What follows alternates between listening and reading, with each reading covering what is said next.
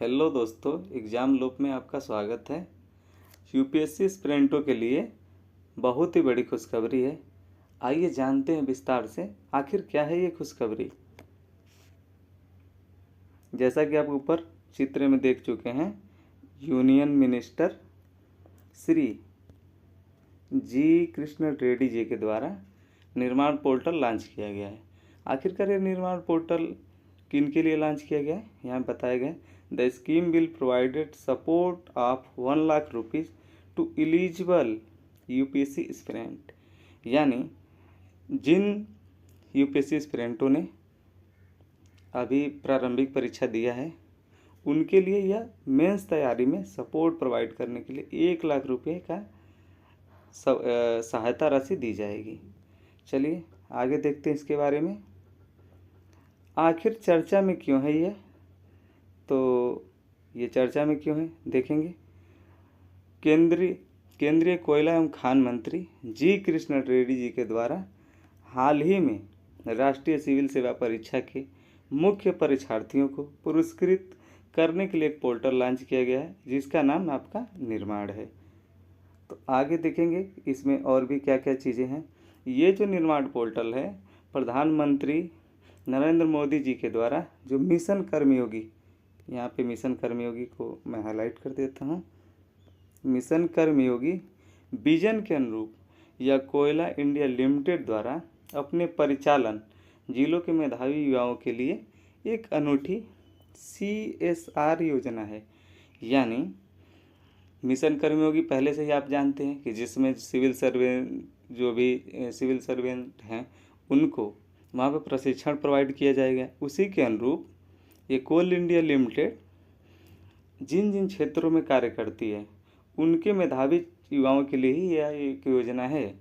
आप ये ना सोचें कि पूरे भारत के लिए ये योजना है, ये नहीं, ये बस जहाँ पे कोल इंडिया लिमिटेड अपना परिचालन करती है उन्हीं के लिए। आखिरकार यहाँ पे जो CSR मेंशन है उसका मतलब क्या होता है, तो आपको मैं बता देता हूँ। CSR का मतलब होता है कॉरपोरेट सोशल रिस्पॉन्सिबिलिटी। इसका मतलब ये है कि इंडिया में जितनी भी कंपनियां कार्य कर रही हैं उनको अपने लाभ का कुछ हिस्सा सार्वजनिक क्षेत्र में, सामाजिक क्षेत्र में खर्च करना पड़ता है, उसे ही CSR बोला जाता है। चलिए आगे जानते हैं इस योजना के बारे में और भी।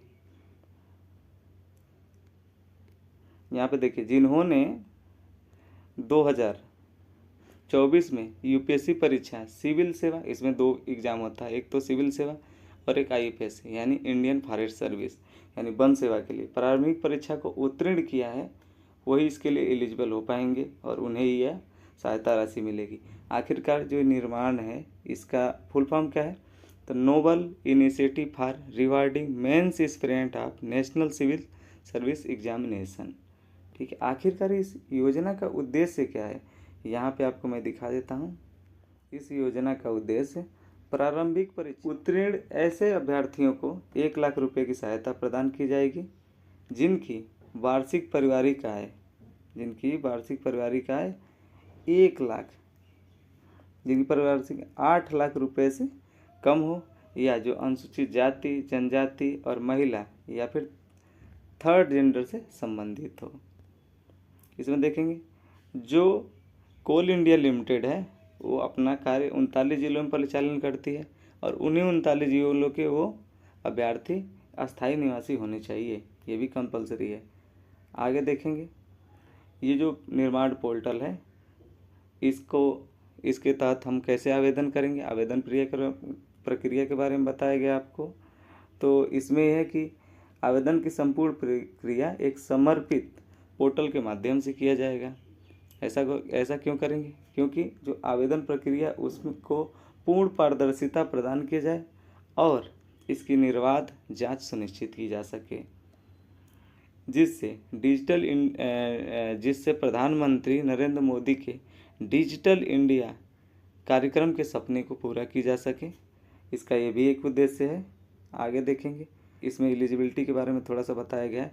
इसमें 2 पॉइंट हैं, एक तो पहला है कि जो एलिजिबल है, दूसरा वो पॉइंट रखा गया है जो इसमें नॉन एलिजिबल है। तो जैसे यह योजना ऐसे युवाओं के लिए है जो वर्ष 2024 के प्रारंभिक परीक्षा प्रीलिम्स में जिन्होंने इस परीक्षा को उत्तीर्ण किया है।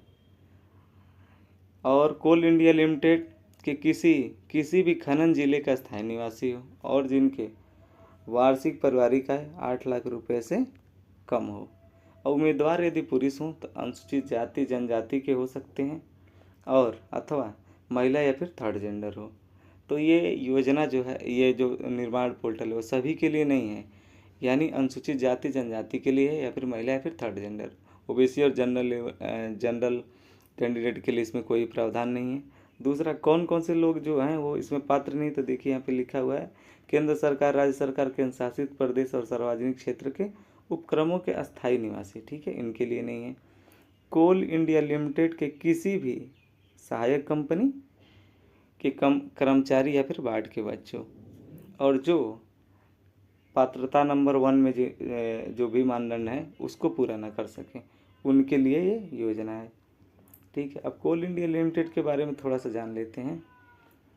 तो कोल इंडिया लिमिटेड एक महारत्ना कंपनी है जो देश की ऊर्जा संबंधी ऊर्जा ज़रूरतों को पूरा करती है, यानी यह कोयले का खनन करती है और जिससे बिजली का उत्पादन होता है, ठीक है। कोयला क्षेत्रों में शिक्षा को बढ़ावा देने के लिए सामाजिक रूप से जिम्मेदार कारपोरेट की महत्वपूर्ण भूमिका भी निभाती है, यानी कोल इंडिया लिमिटेड कारपोरेट जिम्मेदारी को भी बखूबी निभाती है। अब आखिरकार महारत्ना कंपनी किसे कहते हैं, चाहे किनको कहा जाता है, तो भारत में फिलहाल 13 महारत्ना कंपनी है जिसमें से कोल इंडिया लिमिटेड एक है। अब इसके 4 मानदंड होते हैं। कंपनी को नवरत्न का दर्जा प्राप्त होना चाहिए, पहली बात कि कंपनी ऑलरेडी नवरत्न होनी चाहिए, तभी उसको महारत्न का दर्जा मिलेगा। और सेबी के जो विनियम है, यानी जो उनके नियम कानून जो धाराएं होती हैं सेबी के अंतर्गत, उसके तहत स्टॉक एक्सचेंज पर सूचीबद्ध होना चाहिए। और पिछले 3 वर्षों के दौरान जो कंपनी का टर्नओवर है वो आपका 25,000 करोड़ से अधिक होना चाहिए। और चौथा एलिजिबिलिटी है कि पिछले 3 वर्षों के दौरान कंपनी का वार्षिक कर छोड़ के जो शुद्ध लाभ है वो 5,000 करोड़ होना चाहिए। चलिए और देखते हैं आगे। और ये जो निर्माण पोर्टल है ये हमारा सबका साथ सबका विकास और सबके प्रयास के माध्यम से विकसित भारत के लक्ष्य को प्राप्त करने के लिए कोल इंडिया लिमिटेड और इसकी सहायक कंपनियों के माध्यम से कोयला उत्पादन क्षेत्रों के योग्य और वंचित छात्रों को राष्ट्रीय स्तर पर प्रतिष्ठित व्यावसायिक संस्थानों में प्रवेश दिलाने में मदद करने के लिए एक पहल है, ठीक है। Thank you for watching. और ऐसे ही रोचक और एग्जाम ओरिएंटेड वीडियो पाने के लिए हमारे चैनल को लाइक, सब्सक्राइब और शेयर करना न भूलें।